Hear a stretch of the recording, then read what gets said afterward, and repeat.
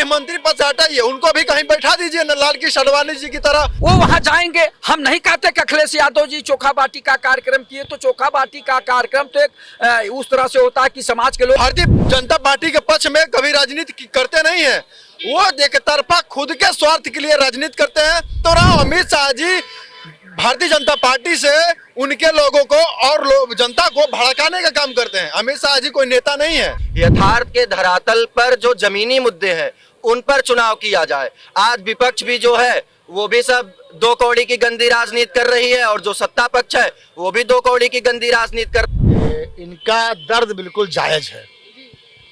ये हमारे भाई हैं, लेकिन बिल्कुल युवा हो, बड़े भाई हैं हमारे, और अब दोनों बताई थे भैया। नहीं, बिल्कुल बड़े भाई हैं हमारे दर्द को समझते हैं, क्योंकि युवा हो, इस प्रदेश की, इस देश की चिंता है। बताइए बाप। अब ये बताना चाह रहा हूँ कि ये ब्राह्मण है। मिशन 2027 सियासी दंगल का जो सबसे बड़ा अखाड़ा है वो है उत्तर प्रदेश।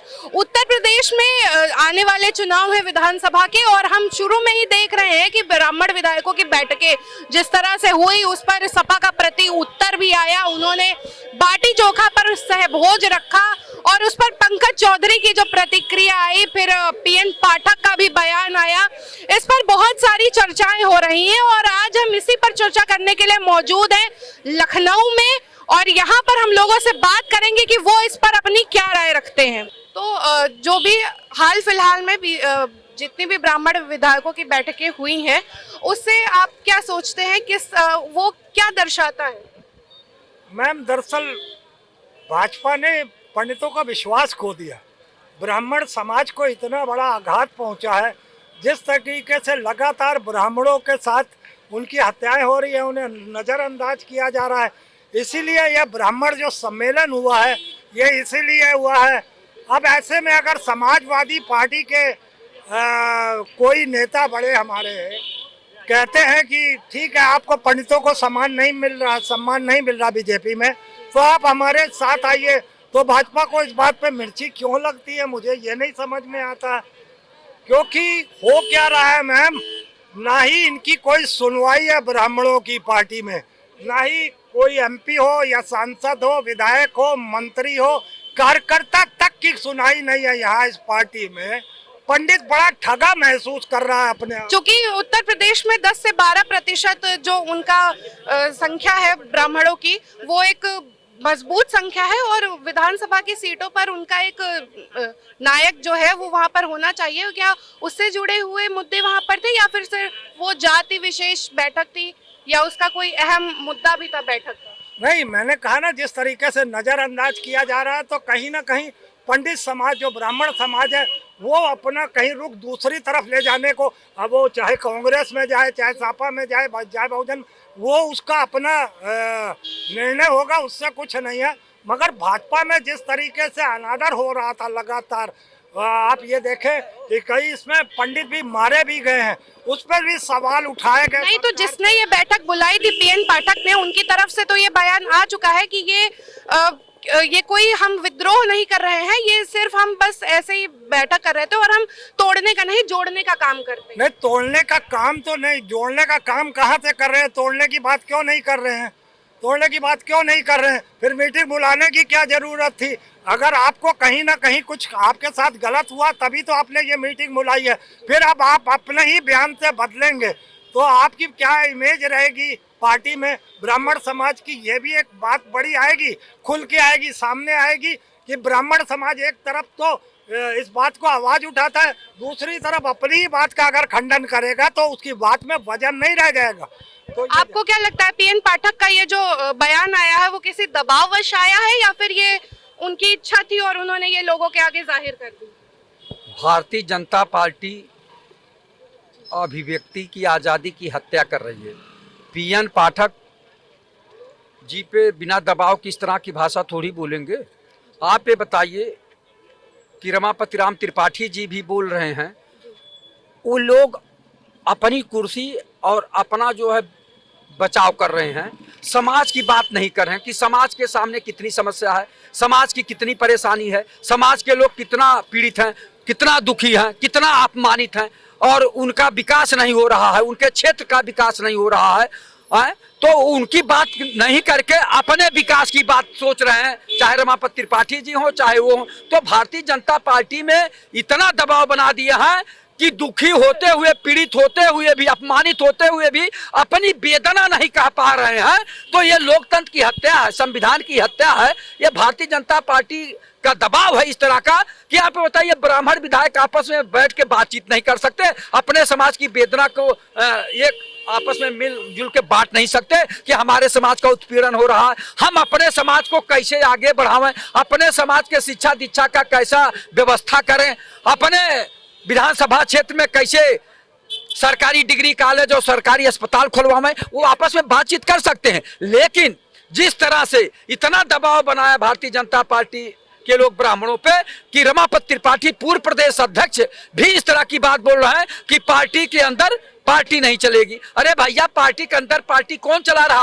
वो तो अपनी परेशानी, अपनी वेदना, वो अपनी नहीं, अपने समाज की बात पे चिंतन मंथन कर रहे थे, आलोचना विवेचना समालोचना कर रहे थे, उस पे भी न बोलने दे रहे हैं। तो समझ जाइए कि भारतीय जनता पार्टी में लोकतंत्र की हत्या हो रही, संविधान की हत्या हो रही है और अभिव्यक्ति की आजादी की भी हत्या हो रही है। तो इसके प्रति उत्तर में सपा की तरफ से भी बाटी चोखा का सहभोज का आयोजन इतना बड़ा आयोजित किया गया और उनकी तरफ से ये न्योता भी आया कि अगर जितने भी ब्राह्मण विधायक हैं वो अगर हमारी पार्टी में शामिल होते हैं तो उनका सम्मान किया जाएगा, उन्हें मौका दिया जाएगा। तो आपको क्या लगता है कि ब्राह्मण विधायकों को ये न्योता स्वीकार करना चाहिए? क्या उनको ये बात सुननी चाहिए या फिर ये बस एक ढोंग है, जैसे सब उनको एक लालच दे रहे हैं कि आप यहाँ पर आइए, आपको सम्मान मिलेगा? ब्राह्मण समाज के विधायक और ब्राह्मण समाज बुद्धिजीवी समाज है। वो जहां अपमानित हो रहा है, जहां दुखी हो रहा है, जहां उनका उत्पीड़न हो रहा है, वो देख रहे हैं।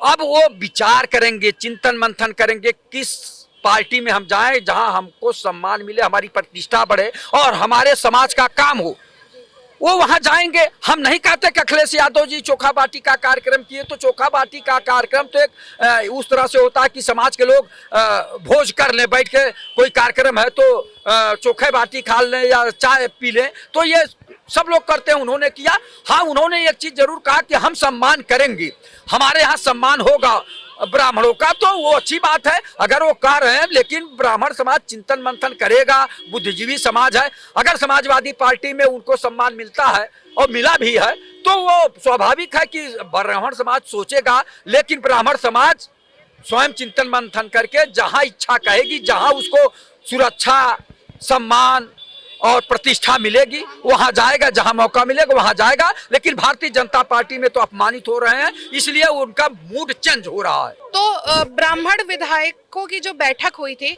उससे क्या लगता है आपको, बीजेपी को कोई नुकसान होगा या फिर दूसरी पार्टी जो है उनको उससे कोई फायदा मिलने वाला है, या सिर्फ बस वो एक आम बैठक थी और उन्होंने पंकज चौधरी का जो इस पर बयान आया कि ये नहीं होना चाहिए, ये अनुशासनात्मक इस पर नहीं है, ये पार्टी की जो संविधान है उसके खिलाफ है, तो इसको काबू करने की कोशिश करी जा रही है या फिर ये जो विधायकों का मुद्दा है ये सच में एक मुद्दा है, इस पर विधायकों की सुनी जानी चाहिए?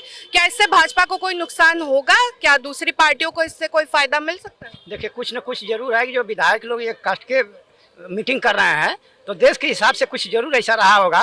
जब जात के हिसाब से वो बंद करना चाहते हैं तो किसी जात की नहीं होना चाहिए मीटिंग।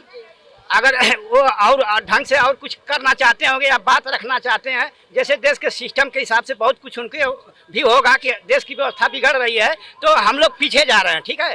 तो कुछ आंदोलन जरूर बात हुई है, जो कुछ होना होगा तो समय जब खत्म हो जाएगा उसके बाद ही कुछ होगा, पहले कुछ नहीं होगा। तो जिस तरह से हमने देखा कि ब्राह्मण विधायकों की जो बैठक हुई थी, क्या वो बीजेपी को कोई नुकसान पहुंचा सकती है? क्या सपा को इसका कोई फायदा होगा? क्योंकि हम देखते हैं कि जो ब्राह्मणों की संख्या है वो 10 से 12% है उत्तर प्रदेश में, 115 सीटों को वो प्रभावित करता है। तो इसका जो प्रभाव है क्या वो भाजपा को झेलना पड़ेगा? देखिए, पहली बात, जब ब्राह्मण समाज की बैठक हुई उससे ब्राह्मण समाज के लोग नाराज हैं। ब्राह्मण समाज ऐसा है जो किसी पार्टी को बना सकता है और बिगाड़ सकता है। मतलब हम ब्राह्मणों का सम्मान। पीएन पाठक का बयान तो आ गया कि वो नाराजगी नहीं है, वो बस ऐसे ही हमने नहीं, जो धरातल पे दिख रहा है उसकी हम बात करेंगे। ब्राह्मण समाज नाराज है और देखिए ब्राह्मण समाज हमेशा भारतीय जनता पार्टी के साथ रहा है, आगे भी रहेगा। लेकिन ये पंकज चौधरी जी ने ब्राह्मणों पे जो आपत्तिजनक टिप्पणी की है, मैं आपके चैनल के माध्यम से कह रहा हूं, ये पंकज चौधरी जी ने ब्राह्मणों के लिए बहुत गलत बोला है और ऐसा होना नहीं चाहिए था। हालांकि ब्राह्मण समाज भारतीय जनता पार्टी को मानता है और लेके चला भी है, साथ में आगे भी रहेगा। लेकिन ये पंकज चौधरी जी ब्राह्मणों को भड़काने का काम कर रहे हैं। अगर पंकज चौधरी जी प्रदेश अध्यक्ष बने रहे तो ब्राह्मण समाज भारतीय जनता पार्टी का साथ छोड़ देगा। तो मैं सरकार से कहना चाहता हूं, पंकज चौधरी जी को आप यहां से प्रदेश अध्यक्ष के पद से हटाइए और जिन्होंने इनसे ब्राह्मणों पे आपत्तिजनक टिप्पणी करवाई है, अमित शाह जी, पहली बात उनको भी गृह मंत्री पद से हटाइए, उनको भी कहीं बैठा दीजिए लाल कृष्ण आडवाणी जी की तरह, और तमाम नेताओं को आपने बैठाया है उनको बैठा दीजिए। अमित शाह जी को राजनीति नहीं करनी चाहिए। अमित शाह जी भारतीय जनता पार्टी के पक्ष में कभी राजनीति करते नहीं है, वो एक तरफा खुद के स्वार्थ के लिए राजनीति करते हैं। और अगर जाके कहीं चिल्लाते हैं अमित शाह जी कि हम भारतीय जनता पार्टी के बहुत बड़े नेता हैं, गृह मंत्री हैं, तो अमित शाह जी वो तो सबका साथ सबका विकास करते हैं। नहीं, सबका साथ सबका विकास भारतीय जनता पार्टी करती है, अमित शाह जी नहीं करते। अमित शाह जी भारतीय जनता पार्टी से लोगों को, जनता को भड़काने का काम अमित शाह को तो बीजेपी का चाणक्य कहा जाता है, आप कह रहे हम हैं। नहीं मानते ना, वो कह तो रहा हूं, अमित शाह जी भारतीय जनता पार्टी से उनके लोगों को और जनता को भड़काने का काम करते हैं। अमित शाह जी कोई नेता नहीं है। अगर उनकी जगह पे किसी को और को बैठाना है तो गृह मंत्री किसी और को बना दीजिए, अच्छे नेता को। लेकिन अमित शाह जी को, पंकज चौधरी जी को हटा देना चाहिए। कैबिनेट विस्तार के लिए आज योगी आदित्यनाथ केंद्र सरकार से मीटिंग करने जाते हैं। नितिन नवीन जी से मुलाकात करते हैं, जेपी नड्डा है, नरेंद्र मोदी है, कई नेता से बातचीत करते हैं। आप क्या देख रहे हैं, ब्राह्मण विधायकों को कैबिनेट विस्तार में कहाँ जगह, मतलब कितनी जगह या कहाँ जगह मिल रही है? ये देखिए मैडम, ये चुनावी जो है अफवाहें हैं, अफवाहों पे नजर न डालिए। 27 में फिर योगी आदित्यनाथ की यहाँ सरकार बनेगी और अगला मोदी के बाद प्रधानमंत्री योगी आदित्यनाथ जी बनेंगे। मैं आपके चैनल के माध्यम से कह रहा हूँ, लिख लीजिए योगी आदित्यनाथ। और अभी तो आप समझ लीजिए, अभी तो एक चाय वाला है, जिस दिन गाय वाला बन गया ना, तो आप समझ लीजिए अभी तो ये कहेंगे कि अरे भाई वो तो इससे अच्छा तो जो मोदी को लोग फिर कहेंगे देवता है, समझ रहे ना। और अभी जब गाय वाला आ जाएगा ना तो वो सुनने वाला नहीं है, वो सबको सीधा करेगा, समझ रहे हैं। ये जितना हर जगह हो रहा है, हिंदुओं के साथ हो रहा है, ये जो हो रहा है ना, 1 मिनट में उल्टा करके सीधा कर देगा। ऐसा दमकदार मुख्यमंत्री है, वो किसी की सुनता नहीं, वो इंसाफ करता है सीधा सीधा। आप यहाँ करिए, अगले चौरे पे हिसाब किताब कर देते हैं। ऐसा मुख्यमंत्री चाहिए और ऐसा प्रधानमंत्री भी चाहिए, क्योंकि मोदी जी तो थोड़ा सा नरम दिल के आदमी है, थोड़ा सा नरम आ जाते हैं। हाँ। मगर योगी जी तो सख्त हैं इस मामले में। तो ये ब्राह्मण विधायकों की जो बैठक हुई, बाटी चोखा पे उनकी चर्चा हुई, उस पे उन्होंने पीएन पाठक ने इस मीटिंग का आयोजन किया था, जिस पर उनका क्या कहते हैं बयान भी आ गया कि ये बस कोई विरोध नहीं था, ये हमने बस ऐसे क्या कहते हैं मीटिंग करी थी। सपा ने इसके प्रति उत्तर में अखिलेश यादव ने सहभोज रखा बाटी चोखा का, और उन्होंने आमंत्रण भी दिया कि अगर ब्राह्मण विधायक चाहते हैं तो सपा में उनका क्या कहते हैं स्वागत है, उनको सम्मान मिलेगा, उनको जगह मिलेगी। तो आप क्या समझते हैं कि भाजपा को इसका खामियाजा भुगतना पड़ेगा? निश्चित रूप से देखिए, जो है भाजपा को इसका खामियाजा भुगतना पड़ेगा, जब तक कि या तो हमारे संत महात्मा माननीय मुख्यमंत्री जी को पहली बात तो घेरा जा रहा है, और घेरा भी जा रहा है, उन्हीं को बदनाम करने के लिए कार्य हो रहा है। जब तक पंकज चौधरी इस प्रदेश के अध्यक्ष की कुर्सी से नहीं जाएंगे, भले और दलित ही बना दिया जाए, उससे कोई परहेज नहीं, जाति से कोई परहेज नहीं है। लेकिन जो ये बड़बोलापन है, ये बड़बोलापन जो है खत्म होना चाहिए, और ये जो हिटलर शाही है ये खत्म होना चाहिए। रही बात जो लोग कह रहे हैं कि योगी जी जो है 2027 में 2029 में जो है प्रधानमंत्री बनेंगे, ये गुजरातवादी जो लोग हैं, ये उत्तर प्रदेश के, योगी जी की बात छोड़ दीजिए, उत्तर प्रदेश के किसी भी व्यक्ति को, किसी भी नेता को भाजपा से प्रधानमंत्री नहीं बनने देंगे। इनको कह दीजिए, लिख ले, और अगर बन जाएगा तो इनकी मैं गुलामी करूंगा। ये गुजरातवादी जो है, ये कभी जो है उत्तर प्रदेशवादी को मुख्यमंत्री मतलब प्रधानमंत्री बनने नहीं देंगे। और देख लीजिएगा, आप तो अभी बहुत दिन अभी हुआ है, मेरी उम्र तो है ज़्यादा, आपकी कम है, बहुत दिन रहेंगी। लिख लीजिए, उनके लिखवा दीजिए कि ये गुजरातवादी उत्तर प्रदेशवादी को प्रधानमंत्री नहीं बनने देंगे। देखिए चुनाव जो है वो 27 में है, गर्मा गर्मी अभी से शुरू हो गई है और कह रहे हैं कि जो 26 है वो आने वाले चुनाव का बेस तैयार करेगा। तो ब्राह्मण विधायकों की शुरू में ही, शुरुआती दौर में ही ये जो बैठक हो गई, क्या ये दर्शाता है कि यूपी में जाति से बढ़कर और कोई मुद्दा ही नहीं है? देखिए, मुद्दा तो बहुत है, जाति से बढ़कर तमाम मुद्दे हैं, लेकिन जाति के नाम पे ही राजनीति होती है, जाति के नाम पे ही लोग वोट देते हैं।